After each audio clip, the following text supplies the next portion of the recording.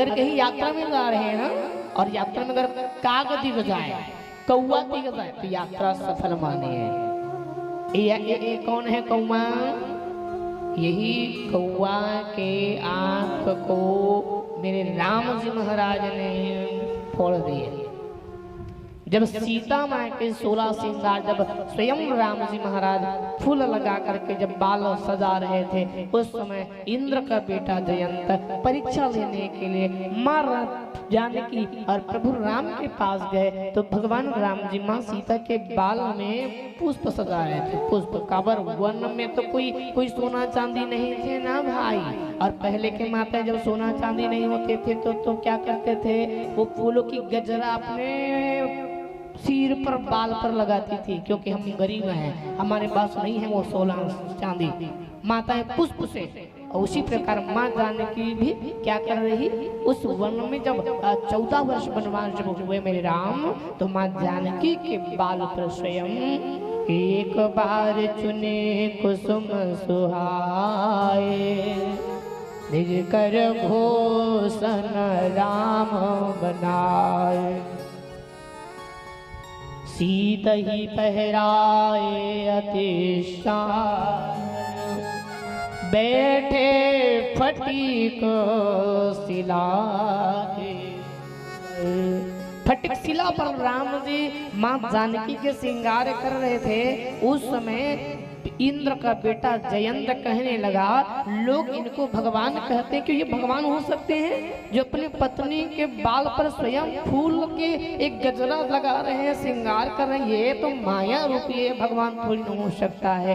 जयंत परीक्षा लेने के लिए कौआ बना, और कौआ बन करके उड़ते उड़ते उड़ते उड़ते गए, और जा करके जहाँ माँ जानकी बैठी हुई, पीछे राम जी महाराज माँ जानकी के बैठे हुए, जा करके उस कौवे ने, उस जयंत ने कौवा का रूप धारण करके माँ जानकी के पैर में चंचूपात किया है। चोंच मारे, जैसे चोंच मारे, माँ जानकी पांव पकड़ करके रोने लगी है। माँ के आंख भर आई, ना किसने मेरे पैर पर चंचूपात कर दिया है, किसने मेरे पैर पर चंचूपात किया, किसने मार दिया है।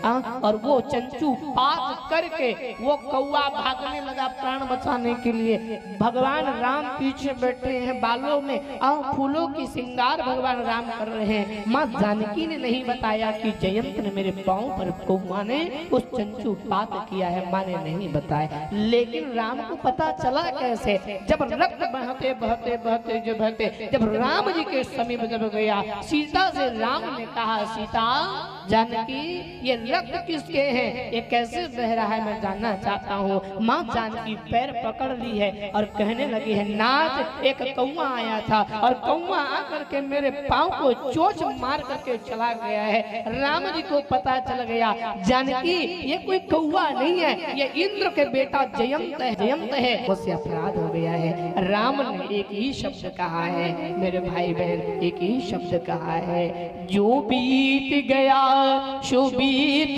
गया, तकदीर का शिकवा कौन करे, जो तीर कमान से निकल गया, उस तीर का पीछा कौन करे। जयंत ये शब्द भेदी बाने हैं जयंत, ये शब्द एक बार अगर निकल जाए ना जयंत, बार बार आने वाला नहीं है जयंत। यही शब्द कहता है आइए, और यही शब्द कहता है मेरे भाई बहन जाइए। इस कहाँ तक ले जाए कोई नहीं जानता।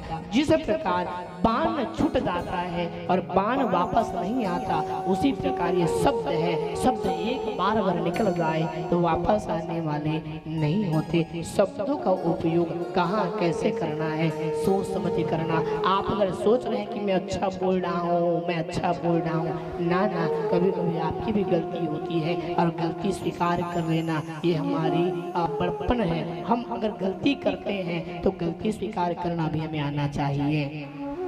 अगर कोई व्यक्ति कहता है मुझसे बड़ा कोई नहीं, तो अहंकारी जी बात है। जयंत बाण छुटा है, वापस नहीं जाएगा, कौवे के आंख पर पड़ गया।